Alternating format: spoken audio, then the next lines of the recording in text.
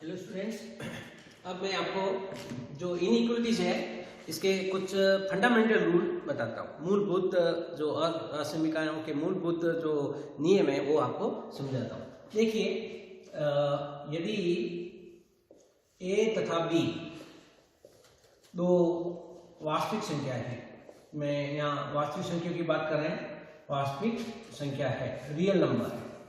क्या है? Real number. तो फर्स्ट रूल क्या कहता है? देखिए, फर्स्ट रूल, यदि a b से बड़ा है, a b से बड़ा है, अगर मैं, फर्स्ट रूल कह रहा है, अगर मैं इसमें c ऐड करूं तो इधर राइट साइड में भी c ऐड करूंगा तो ये जो इनइक्वलिटीज का सिंबल कौन है? बड़ा। तो ये जो इनइक्वलिटी है, यानी दोनों तरफ अगर मैं कोई भी वास्तविक संख्या जोड़ूं तो असमीकरणों का चिन्ह चेंज नहीं होता है। यानी a b से बड़ा है तो c इधर भी जोड़ूंगा, c इधर भी जोड़ूंगा तो a प्लस b ये भी बड़ा होगा b प्लस c से। कैसे? नियम कैसे देख लो। a प्लस c बड़ा के लिए b प्लस c, तो क्या आया? a plus c minus b c से कैंसिल, तो a माइनस b का मतलब क्या? a b से बड़ा है, धनात्मक है तो a b से बड़ा है। तो इस प्रकार अगर असमीकरण में ये फर्स्ट, अगर a b से बड़ा है तो अगर मैं दोनों तरफ कुछ रियल नंबर ऐड करूं तो साइन चेंज नहीं होता है। इसी प्रकार अगर a सेकेंड, अगर a लेस देन b, तो अगर इस लेफ्ट हैंड साइड में c माइनस करूं तो राइट हैंड साइड में भी c माइनस करेंगे तो इनइक्वलिटी के साइन पे कोई फर्क नहीं पड़ेगा। a माइनस b का मतलब क्या कि a छोटा b से, तो a माइनस b क्या आएगा? ऋणात्मक।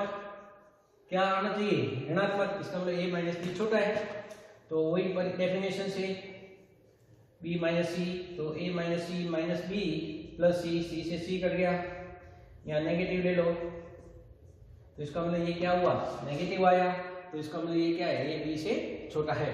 इसी प्रकार थर्ड जो है कि अगर a b से बड़ा है तो a को c से मल्टीप्लाई करूं तो b को भी c से मल्टीप्लाई करूं तो इनइक्वलिटी का साइन चेंज नहीं होता है।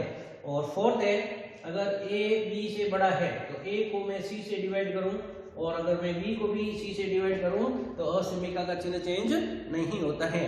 ये जो फर्स्ट फंडामेंटल रूल है, तो ये हमारे जो क्वेश्चन सॉल्व करने में ये काम में लिया जाता है। अब मैं सेकंड रूल की बात करता हूँ। सेकंड रूल है कि अगर a minus C greater than b, अगर मैं यहाँ दोनों तरफ प्लस c ऐड करूँ, b प्लस c ऐड करूँ तो c से c कट गया, तो a greater than b plus c, तो ये साइन चेंज नहीं होता है। तो ये एक तरह से क्या है? पक्षांतर है, ट्रांसलेशन है। यानी अगर कोई भी रियल नंबर को लेफ्ट से राइट में ले जाए तो साइन क्या हो रहा है? चेंज हो रहा है। तो माइनस सी है, एक तरह से क्या गया? राइट हैंड साइड में गया, तो ये माइनस सी क्या बन गया? प्लस। तो ये पक्षांतर भी हम कर सकते हैं। इसका मतलब क्या? जब हम इनइक्वलिटी में लेफ्ट से राइट में ले जाए या राइट से लेफ्ट में ले जाए तो साइन चेंज हो जाता है, ये पक्षांतर है।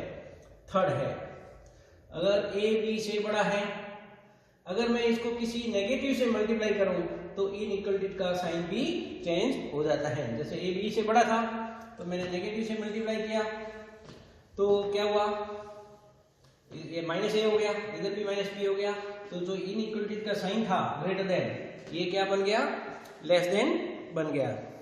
देखिए, अब फोर्थ है, फोर्थ जो रूल है बिल्कुल सिंपल है, ये भी काम आता है।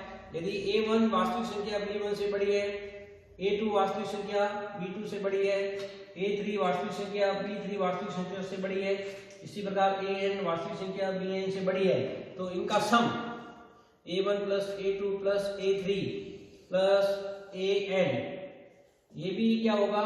ग्रेटर देन होगा इनके b1 plus b1 b2 plus bn के सम से बड़ा होगा। ये आपका हुआ फोर्थ रूल। अब नेक्स्ट रूल मैं आपको बता रहा हूं। अब इनइक्वलिटीज का फिफ्थ रूल, पांचवा रूल, अगर a b से बड़ा है, अगर a के ऊपर n पावर लूं और b के ऊपर भी n पावर लूं तभी ये क्या होगा? ग्रेटर देन होगा। देखो बिल्कुल सिंपल है, अगर a b से बड़ा है तो उसका स्क्वायर b क्या होगा? b स्क्वायर से बड़ा होगा। क्यूब भी क्या होगा? b स्क्वायर से b क्यूब से बड़ा होगा। इस प्रकार अगर n पावर ले इधर और उधर भी n पावर लें तो भी क्या होगा, ग्रेटर देन होगा। इसका मतलब अगर 1/n लें तो इधर भी क्या लेना, 1/n लेना। 6 रूल, अगर a की पावर n a b से a की पावर n बड़ा ग्रेटर देन b की पावर n, अगर एक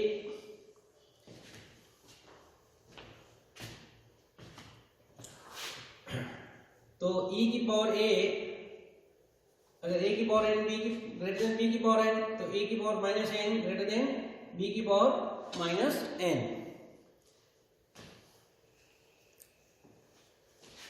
और 7th रूल, अगर a b से बड़ा है तो e की पावर a ग्रेटर देन होगा e की पावर b, और इसी प्रकार जो log a है वो भी ग्रेटर देन होगा log b से।